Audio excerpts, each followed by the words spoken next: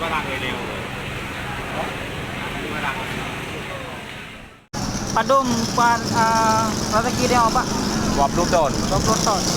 Ungkut apa yang paling dah urang pokok? Jerbok. Jerbok. Selain jerbok apa, Pak?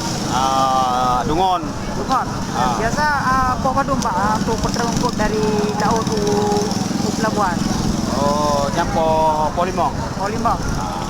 Paling telat, Pak? Paling telat lagi seperti popo 6, popo 7. Popo 7. Popo 7 mulai Mulai kerja. Mulai kerja.